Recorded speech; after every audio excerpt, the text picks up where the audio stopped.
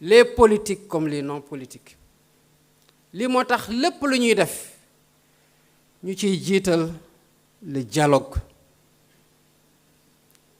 Je crois à la vertu du dialogue.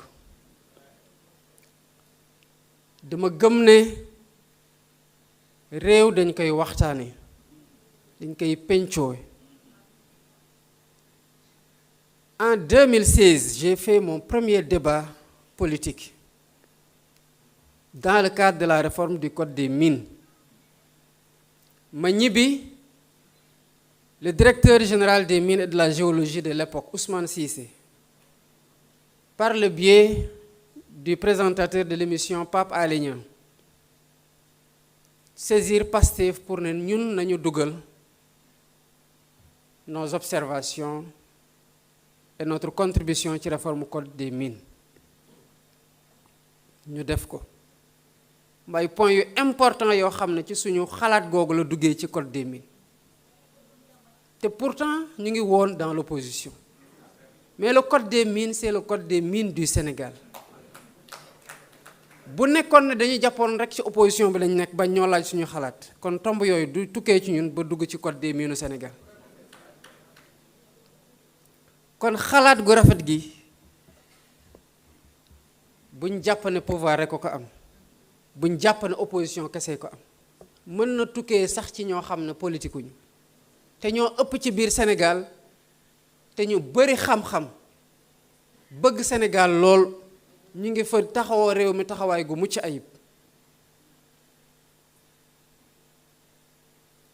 Nous avons dialogué. Nous allons continuer à dialoguer avec tous les acteurs. La coalition, li ma leen santoon ci terme de référence yi, c'est qu'elle doit être ouverte. Elle doit être efficiente. Elle doit être opérationnelle et pleinement au service de la vulgarisation de l'action du gouvernement.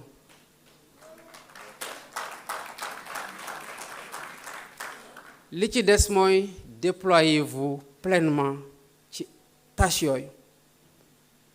La coalition doit être structurée pour être opérationnelle. loolu moo tax ñu ne restructuration. dafa am loo xamante ne nu ñu tëggee woon coalition bi ak nu mu doon doxe mënu ko woon moo waraloon la léthargie de la coalition. loolu lañ nekk di corriger pour que coalition bi mën a taxaw sur ses deux jambes mën a soutenir pleinement sans vaciller avec toute la force qu'il faut, tout le dynamisme qu'il faut, toute l'efficacité qu'il faut, l'action du gouvernement et du président de la République. Ne vous en détournez jamais. Ne vous en détournez jamais. La coalition doit être présente partout. C'est une coalition au pouvoir. Elle doit être partout, dans tous les départements, dans toutes les communes, dans tous les villages, dans tous les quartiers. Parce que Sénégalais bu nekk fu mu mën di nekk war na xam ñun ci lan la ñu nekk yan action lañ posé lan mooy suñu gàllankoor ci lu ñu mën ak naka la askan wi di ñu soutenir parce que sans le soutien de ce peuple le gouvernement ne peut rien faire durablement. ci lii lañu leen di woo bu leen ci kenn jële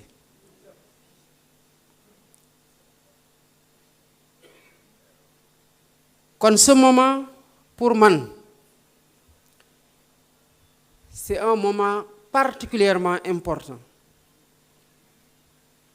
parce que am na li ma jotoon dégg waaye duma ci ñëw parce que c'est pas le plus important. Le plus important mooy ce que nous sommes en train de faire aujourd'hui et vers quoi nous nous projetons. lu nekk dafa am appam app gu ñu toll mooy appu liggéey appu nekk à l'écoute des préoccupations des Sénégalais app mobiliser suñu énergie yépp collectivement pour porter cette aspiration légitime du peuple sénégalais. Loolu mooy l'essentiel. D'autres choses sont importantes et elles sont en train d'être déroulées, mais encore une fois de plus dans la sérénité. Parce que la gouvernance que nous portons est une gouvernance de sérénité. Rien, absolument rien, ne peut nous ébranler.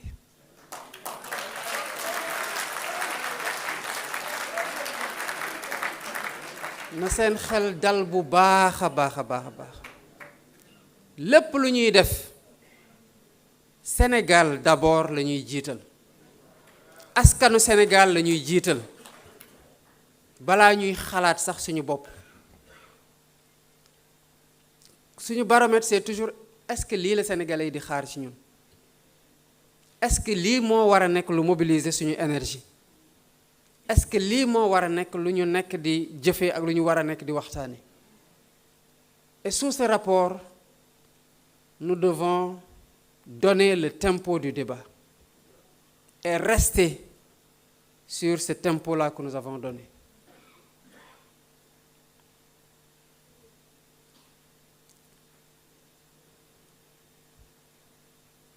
Au-delà de la réaffirmation de ces principes directeurs, de ces orientations que je donne ici aujourd'hui, ce moment était pour moi un moment de reconnaissance. Reconnaissance envers yéen ñëpp ci li ngeen def. Boobu gisaguma leen boobu maa ngi kaso. Ci li ngeen def bi ñu génnee ànd xeex. Ci li ngeen def bi ñu yàlla mayee nguur. Mu am ñiñ ci nommé ñu ngi liggéey di accompagner l'action de l'État. Am ñuñ ci nanguwul ñuñ ci nommeegul ñu ngi muñ ànd ceeg sérénité te di continuer loyal et fidèle aux idéaux de cette coalition et de notre projet. Kon reconnaissance boobu mënuñu ci ñàkk a wéy. Je veux être le gardien de ces valeurs.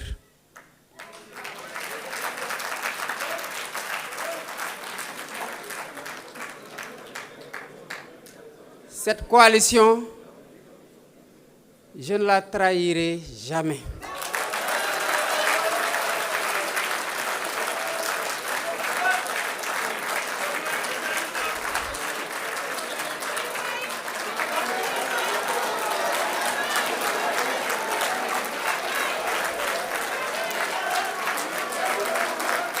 Merci beaucoup.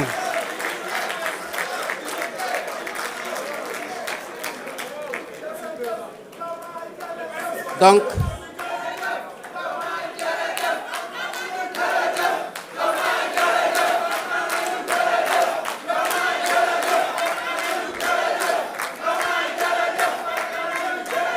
merci beaucoup. Je voudrais terminer par wax leen ñi nga xamante ne j'ai eu l'occasion toog ak ñoom ak ñi nga xamante ne j'ai pas eu l'occasion toog ak ñoom ak ñi nga xamante ne ils sont en train de soutenir mon action et l'action du gouvernement. Vous dire merci.